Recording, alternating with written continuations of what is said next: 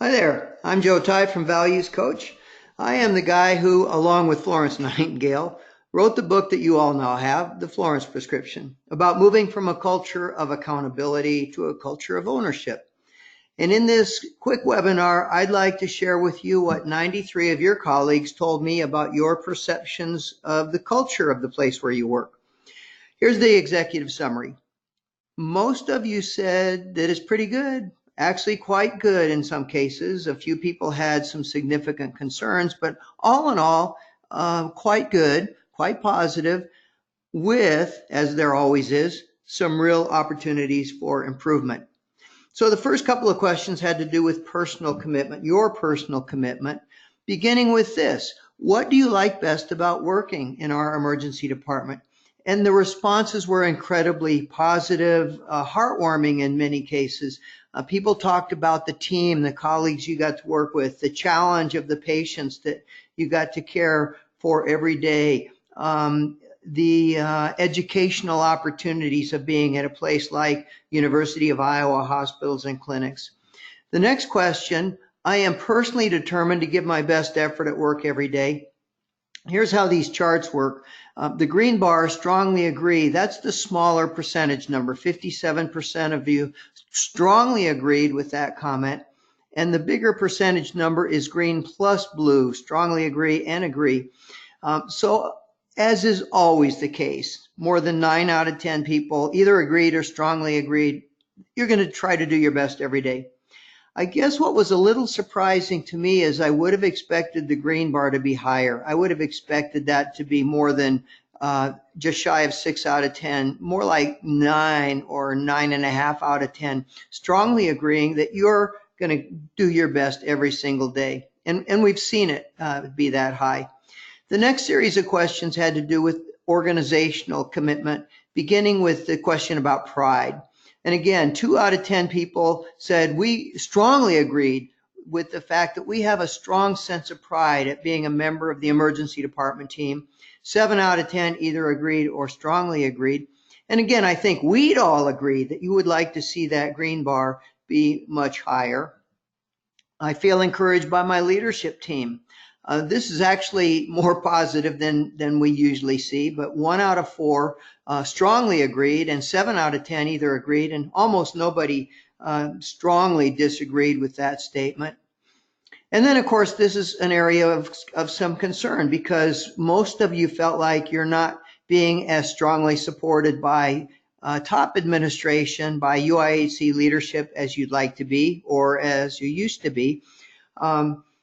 I have 2 comments on that. One is that this is so typical. It's a big, busy academic medical center. CEO, CNO, anybody with the word chief or executive in their title is going a million directions at once. And it's really hard for them to be anywhere. So we see this everywhere. But the second comment I'd make is that we are going to share this with UIHC leadership and see what can we do to improve, to make that green bar higher.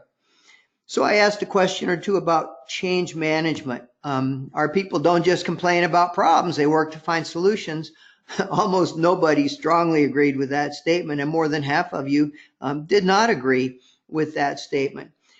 Now, if you've been in Andy Nugent's office, you might have seen the little banner that I gave him. It says, proceed until apprehended, because leadership does not require a management title.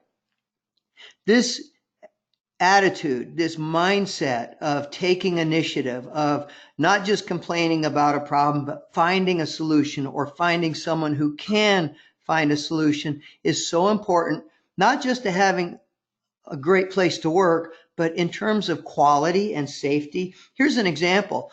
We have a long-term project with Children's Hospital New Orleans, and they were invited because of the dramatic improvements they've made in quality and safety over the past year or so. They were invited to present at a Children's Hospital Association conference on their results. And what did they entitle their presentation? Proceed until apprehended, a culture journey. And if you look at the chart there on the right-hand side, you see a significant reduction in serious safety events. Why? They haven't changed their technology. They haven't bought a whole bunch of new equipment. What they've done is they've empowered people to see something, say something, do something with that proceed until apprehended mindset. And then I asked some questions about culture. What do you expect of yourselves? What do you expect of each other? I asked you, what one word would you use to describe the culture at your emergency department? And it was fascinating because it was almost evenly divided between words that I would consider very positive, like teamwork, family, dedicated, and words that were pretty negative, like frustrated, failing, rigid. And there were some in the middle, there were some that I really didn't know what to make, like sassy. I could see sassy being a positive or being a negative thing. We have been working with Midland Memorial Hospital in West Texas for about 5 years now. When we started with them, this is what we would have seen. We would have seen a significant range of words from very negative to very positive. But in the last couple of years, in the last 4 years, we've been working with them on this course on personal values. This is a picture taken of one of their values trainers in their culture of ownership classroom, where they have the 12 core action values that we're going to be going through actually up on the wall. And about a year ago, the chief nursing officer did a live polling question for the management team there, more than 100 people, and this is what they came up with. He asked the same question, what one word would you use to describe our culture? And notice that a significant majority said ownership. And if you look at all those other words, there is not one single word that is negative. They are all positive, each in their own way. And that's really what our goal will be, is to have a culture where, regardless of what the problems are, you're still going to have boarding probably. You're still going to have challenges. We're going to have patients coming in who are not grateful for the care they receive. Those things don't change. What can change is the way we respond to those things. What can change is the joy that we bring to our work, that we share with our colleagues in our work. And that's what we see at Children's New Orleans. That's what we see at Midland Memorial. And frankly, what I expect we're going to see as we move ahead here at university hospitals. This is a very important question. Our culture does not tolerate bullying, toxic negativity, or disrespectful behavior. And again, it's pretty good, but not great. 6 out of 10 people either agreed or strongly agreed, but very few people actually strongly agreed with that statement. And wouldn't you want that green bar to be like way at the top? The next question is, our managers do a good job of dealing with those problems? And if you look at it, the curves are almost identical, and this is almost always the case. 6 strongly agree, 3 strongly disagree on both, and then distributed in the middle. And I asked the question, what percent of all paid hours get wasted on TEN, on toxic emotional negativity? This is actually incredibly positive. We have seen the exact reverse of this, where most people think more than 20% of all paid hours get wasted on that kind of behavior. So this is actually pretty positive. But I will point out that 12 of you thought that 1 full day of every week gets wasted on those kind of behaviors. 48 of you thought it was at least 4 hours a week. And only about half said it's less than 4 hours a week. And I love what one person said in a comment, even 1% is too much. And can't we all agree that ideally it should not be more than 1%? So I asked a question about one outcome in particular, patient satisfaction, and is so often the case, nobody's happy with it. There were 3 sorts of open comments that I want to comment on. One, there were some comments to the effect that, well, if we save somebody's life, it really doesn't matter if they're satisfied. I was reminded of the bumper sticker you sometimes see that says, I'm a nurse. My job is to save your ass, not to kiss it. And I don't think that's the attitude you'd want to have projected in our emergency department. The second set of comments had to do with the accuracy of the instrument itself. And of course, we see that everywhere because most people use the same 2 or 3 sorts of instruments. And, whether the instrument is completely accurate or not, it gives you a pretty good indicator. The third and probably most concerning is that it really doesn't matter anyway. that many of the problems that we struggle with, like waiting time, like boarding, we really can't deal with those, and people are going to be unsatisfied.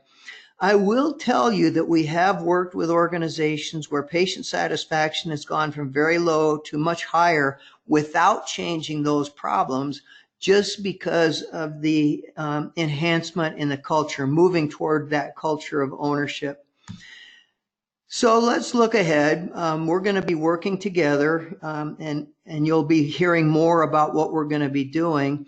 And so some of the questions had to do with how enthusiastic are you about what we're going to be doing?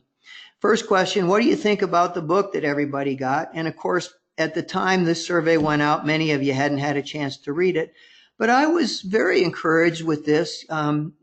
Most of you either said it was very relevant or interesting, or at least you're looking forward to it. And only a few people said, I'm not going to waste my time with that book. One person said something that I think is important to comment on. You cannot change a culture with a book. And of course, that's exactly right. One book is not going to change a culture. What the goal of that book, the intent of giving everybody that book, is hopefully to get people to have a conversation about what is our culture, what do we expect of ourselves, what do we expect of each other, and what would our ideal culture look like. And that's why I wrote that book in the way I did. The next question, how committed will you be to help us build this sort of positive culture? This I was incredibly encouraged by, because this was the most positive set of responses on any question. 38 people said highly committed, another 30 somewhat, and that's actually very positive because you really don't know what it's going to be about yet. So I'm very encouraged by what I see in this particular question.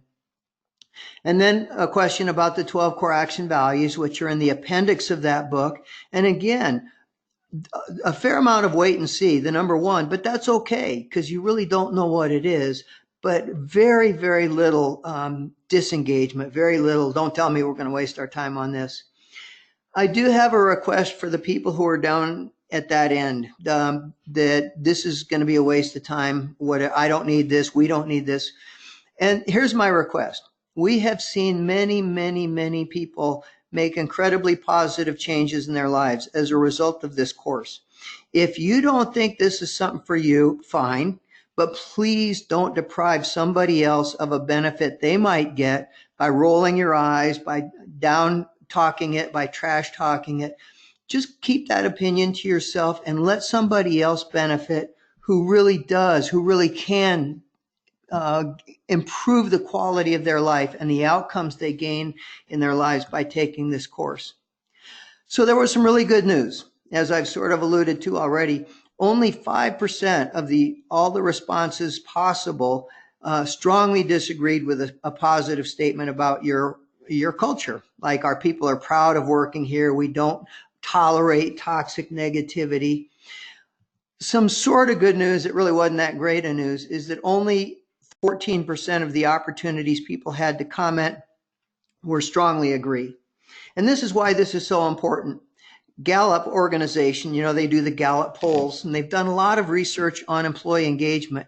And they say there is a very big difference between a 4 agree and a 5 strongly agree. It's the difference between somebody who's incredibly proud of their organization and going to stay there, and somebody who they like the job, but if they get a better opportunity somewhere else, they're going to take it. And at quitting time, they're out of there. They're not going to be out talking at the ball game about what a great place they work in.